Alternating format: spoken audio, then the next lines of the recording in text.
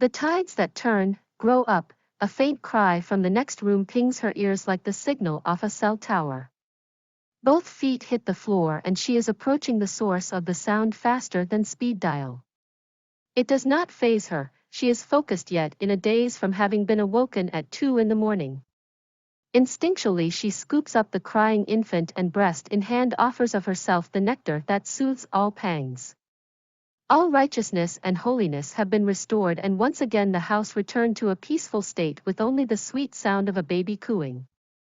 Silence then gives the brain permission to interject with conflicting thoughts of fortune and resentment. If I can only make it past this stage, it would be so much easier. Grow up, I need to put your clothes on, she repeats for the 27th time. She began counting after about the 10th reverberation. Tantrums had become white noise like a radio buzz, but this was beginning to test her patience beyond what even her espresso could handle. One single pacifier is all it takes. And the shirt is on, finally. Halfway there, she tries to encourage the screaming child, but this only incites more running in circles. She sits there on her knees holding the remaining diaper and pants. Though she wasn't much for deities, she bows her head and prays for some strength to carry on. She bargains, if I can only make it past this stage, it would be so much easier. Grow up. The phone rings and she answers, it's about your daughter, she was caught skipping school. The drive home seems longer than usual. She notices her knuckles have turned white and hands are numb from clenching the steering wheel. She gives her daughter a chance to explain herself. The words are like listening to a show she's watched 100 times with the same poor ending. And by this point, she might as well have recorded herself saying, "You're grounded." The car comes to a halt and before she can even shift it into park her daughter is slamming the screen door. With the car still running she sits and listens to the hum of the motor as it keeps itself going.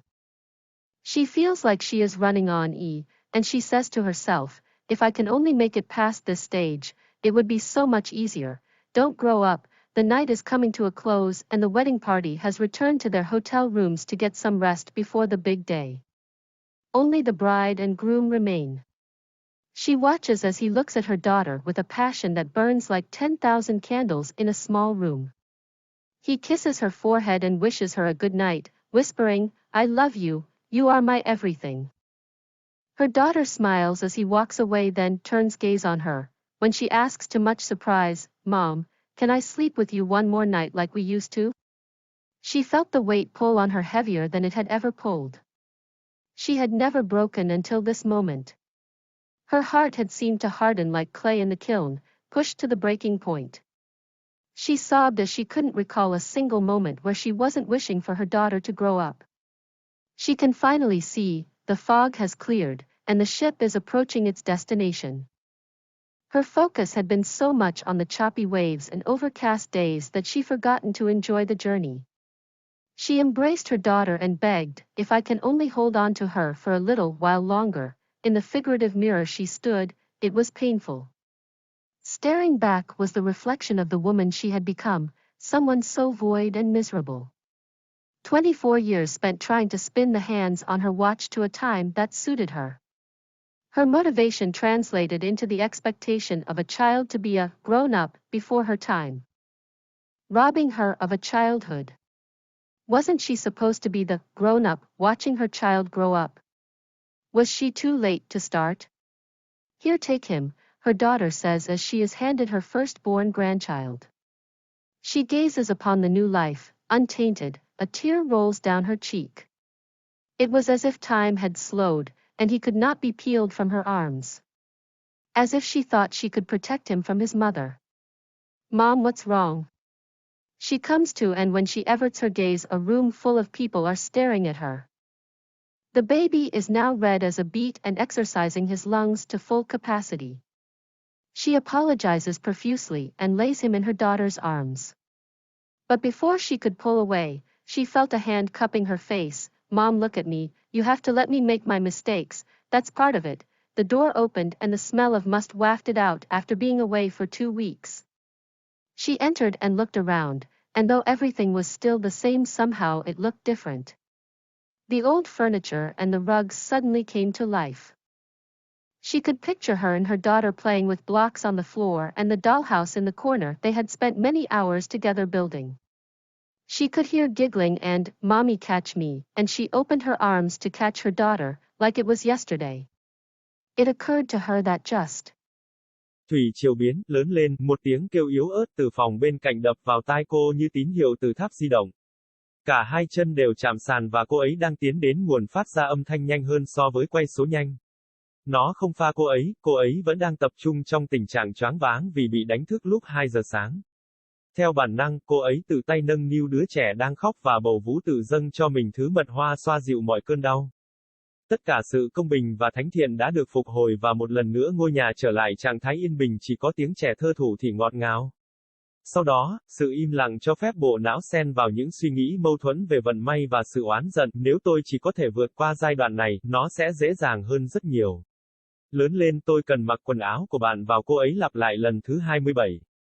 Cô bắt đầu đếm sau khoảng âm vang thứ 10. Những cơn giận dữ đã trở thành tiếng ồn trắng như tiếng ồn ào trên radio, nhưng điều này đang bắt đầu thử thách sự kiên nhẫn của cô, vượt quá những gì mà ngay cả cà phê espresso của cô cũng có thể xử lý được.